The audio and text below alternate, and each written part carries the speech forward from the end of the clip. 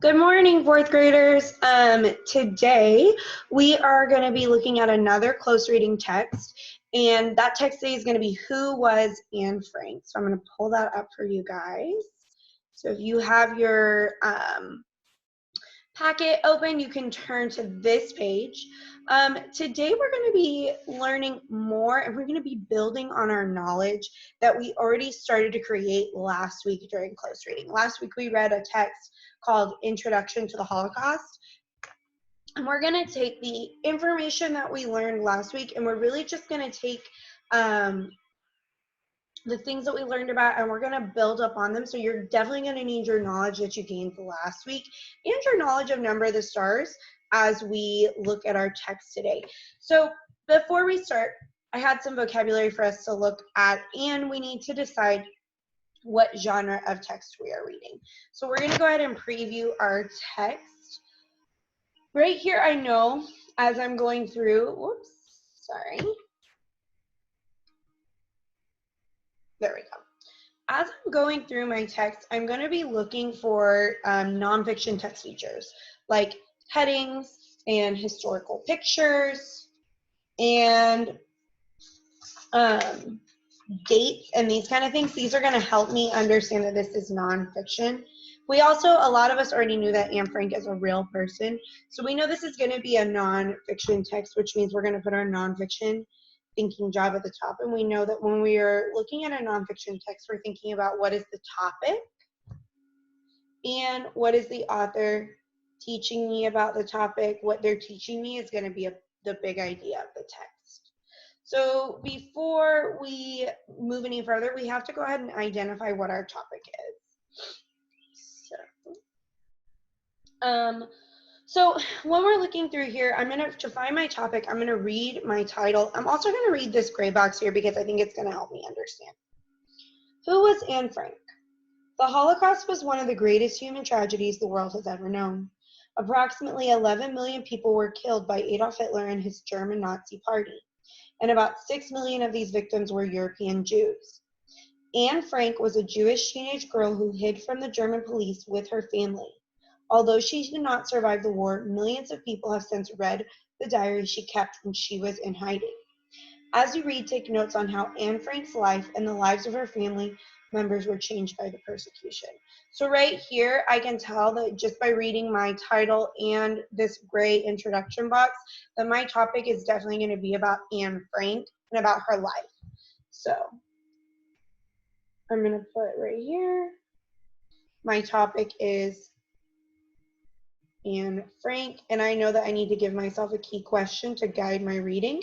My key question is going to be, what is the author? I'm just going to put TM for teach me. It's a little hard to see. Hang on a second. Teaching me about Anne Frank. That's my key question. Okay, so now we have our key question, and before we jump into our reading, I wanted to give you guys some vocabulary for us to look at before we start. So right here are our vocabulary words we're going to be looking for as we read. The 4 vocabulary words we're going to focus on today are persecution, seizure, flee, and occupy or fled. Our thinking job today is we're going to focus on what the author is teaching us about Anne Frank and how we can connect that information to our novel Number of the Stars. Remember, guys, as we're reading, that everything that we're reading in this unit has to do with our novel, has to do with our unit in general, and our unit in general is called Sharing the Planet. And we're really focusing on human rights and responsibilities, how systems and people work together in a planet, and how our actions kind of affect each other. So really be thinking about how all of these things tie into our unit. Everything that we read, whether it's Number of the Stars, whether it's these nonfiction articles that we're bringing in, they all connect in some way to that unit, to our novel, and I think it's really going to help your learning if you're focused around those connections.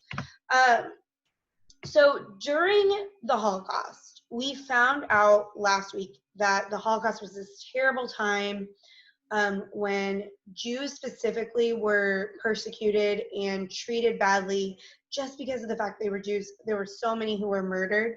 But there was also a period in this time where there were just a lot of instances of people being brave and standing up for their Jewish friends and taking them into hiding and making sure that they were safe. And we're kind of seeing these same things happen in Number of the Stars as we're reading.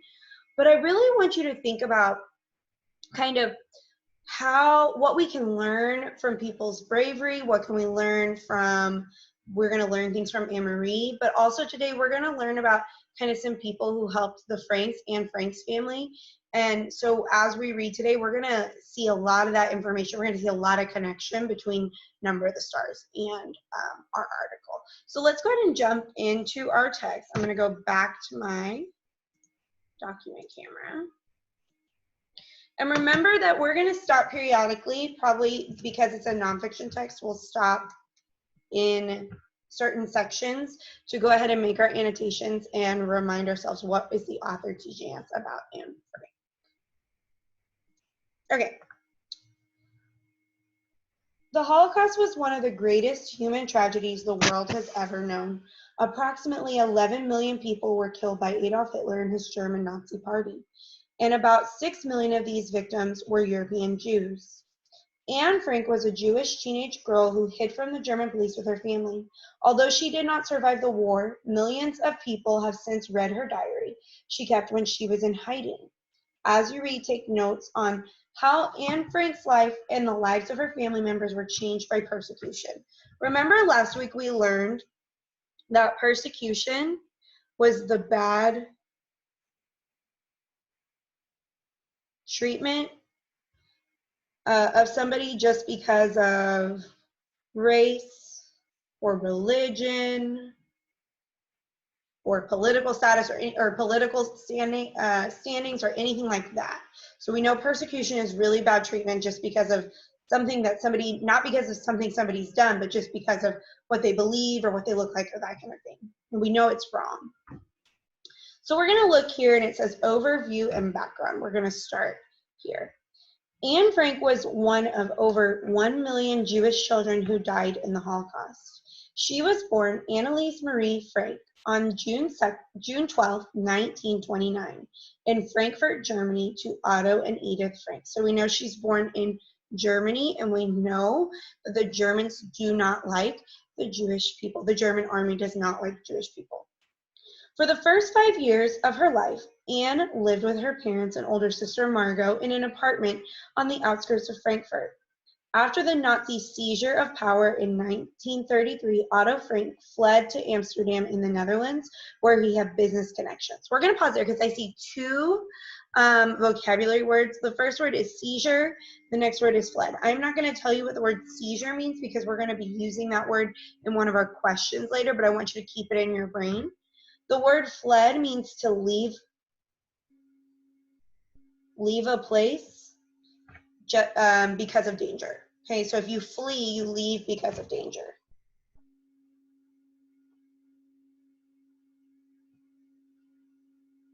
Okay. So he fled to the Netherlands where he had business connections because he was leaving because of the Nazi Party. The rest of the Frank family followed Otto, with Anne being the last of the family to arrive in February 1934, after staying with her grandparents in Aachen.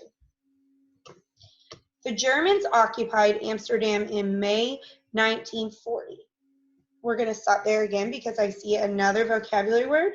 This word is occupied, and the great thing about this one is we see that this one has a footnote with it, so we can actually go to the bottom and we can see what the word occupy means. So right here we see that occupied means to take a place through military invasion. Okay, so we know that occupy means to take over by invasion. So this means that the Nazis took over Amsterdam where the Franks were living. In July 1942, German authorities and their Dutch collaborators began to concentrate Jews from throughout the Netherlands at Westerbork and a transit camp near the Dutch town of Assen, not far from the German border. Remember last week we found out that concentrate, it meant to gather many people. So when they're talking about the word concentrate, they're talking about gather a large number of people together. Remember, they're taking the Jewish people and they're putting them in one place because they don't want them out inside the country. From Westerbork, German officials deported the Jews to Auschwitz, Birkenau, and Sobibor killing centers in Germany-occupied Poland. So before we turn the page, we're going to ask ourselves, what is the author teaching me about Anne Frank here in this section? And when I think about this question, or when I think about this section, I really see that when I look at overview and background, this means that they're telling me a little bit about Anne Frank's life as a whole, and kind of before all of these things began to happen in her life, where she had to flee, where she had to hide, all those things. So what this is telling me is Anne Frank was a German Jewish girl who fled to the Netherlands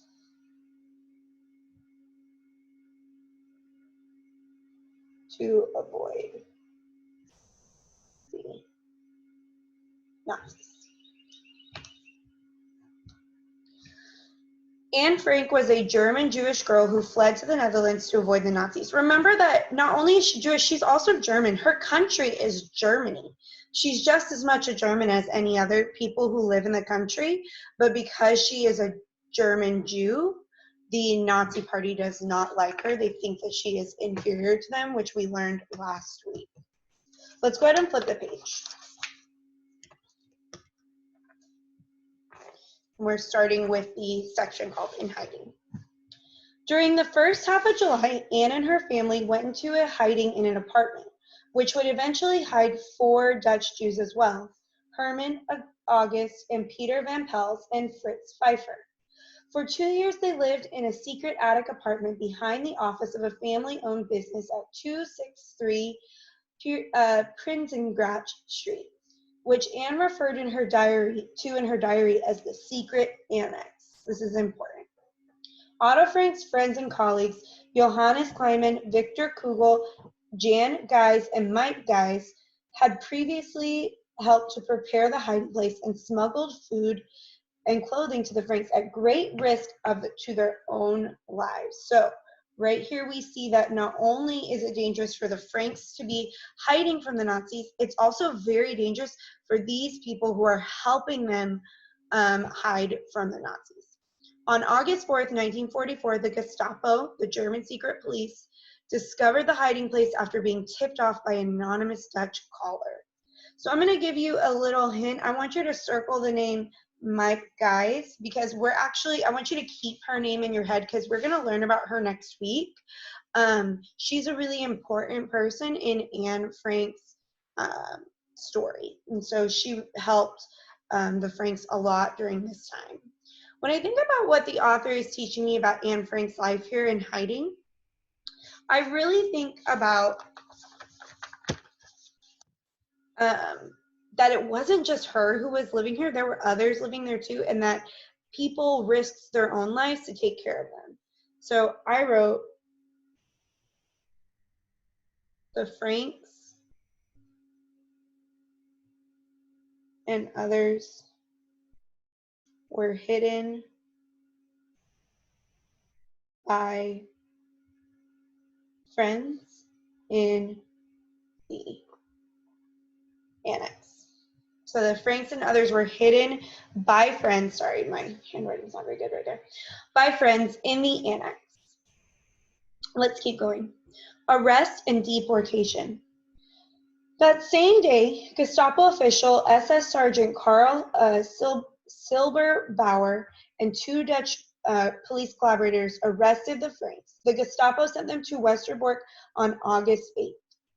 1 month later, in September 1944, SS and police authorities placed the Franks and 4 others hiding with the Franks on a train transport from Westerbork to Auschwitz, a concentration camp in German-occupied Poland. Selected for labor due to their youth, Anne and her sister Margot were transferred to the Bergen-Belsen concentration camp near Celle in northern Germany in late October 1944. Both sisters died of typhus, which is a disease, in March of 1944, just a few weeks before British troops liberated Bergen-Belsen on April 15, 1945. SS officials also selected Anne's parents for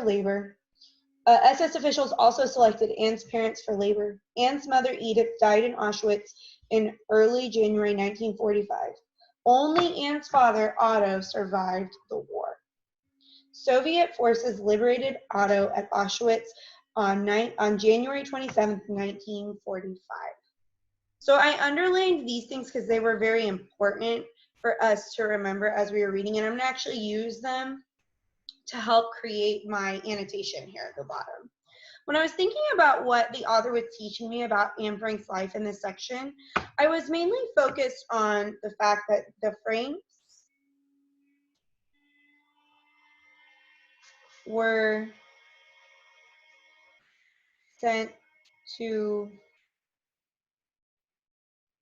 concentration camps, and only Otto, remember Otto is Anne's father, survived.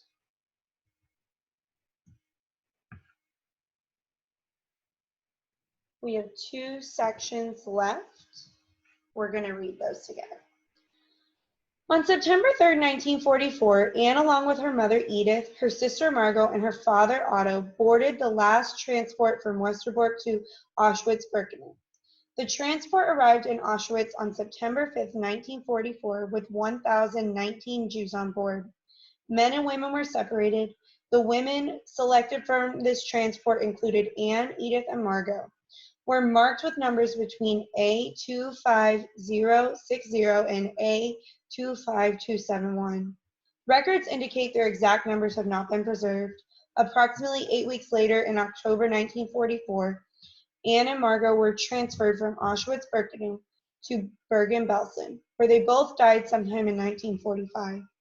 Though Anne's death certificate documents her movement between camps, it too does not include her tattoo ID number. So what happened when people were taken to these concentration camps is they were forced to have ID numbers tattooed on their arms, and we know that that Anne Frank had a tattoo number on her arm, but we don't know what the actual ID number was. So the author is teaching me that Anne's tattoo number is unknown. While in hiding, Anne kept a diary in which she recorded her fears, hopes, and experiences. Found in the secret apartment after the family was arrested, the diary was kept for Anne by Mike Guys, one of the people who had helped hide the Franks. Remember, I told you she's going to be very important. It was published after the war in many languages and is used in thousands of middle school and high school curricula in Europe and in the Americas. Anne Frank has become a symbol for the lost promise of children who died in the Holocaust. So Anne Frank has become a symbol. This is going to be important. We're going to use it in some of our deeper questions in a few minutes. Right now, I want us to think about how her diary has impacted the world. Think about what are we learning about Anne Frank and her story, and how her diary is impacting the world. Anne's diary became an important piece of history. That's what the author is teaching me here.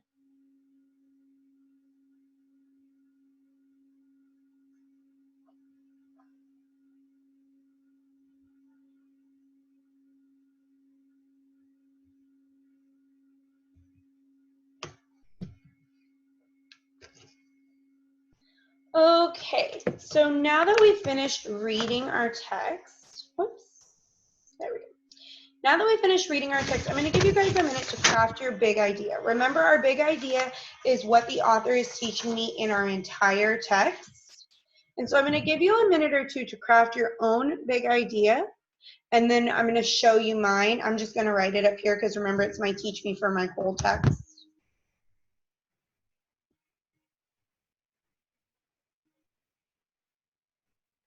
Okay, and I'm going to write it down. I'm going to give you about 2 minutes to do that on your own.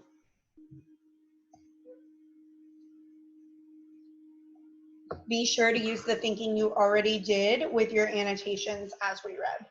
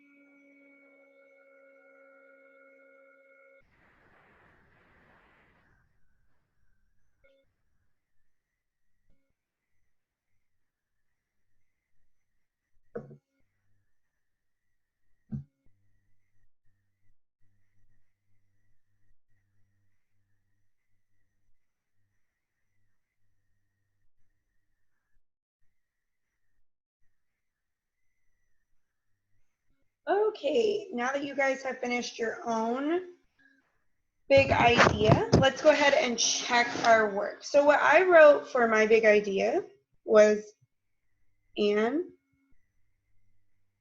Frank is an important historical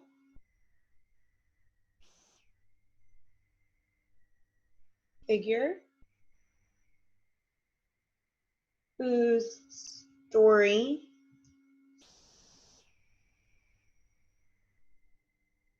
helps us remember the horrors of the Holocaust. So I'll give you a second to read over mine. I'm going to read it one more time. Anne Frank is an important historical figure whose story helps us remember the horrors of the Holocaust. Think about your own big idea and see if it kind of is very similar to mine, very different, what things you need to change. Maybe you need to take something away, maybe you need to add something.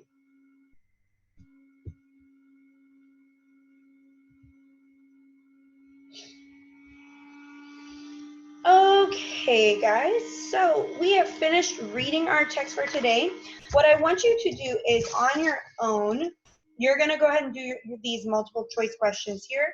You can send them to your teachers through your Google Classroom if your teacher is using that, or you can take a picture and send it to your teacher when you're done with those. After you're done with those, you need to go ahead and answer the race response at the end and start thinking about your own opinions.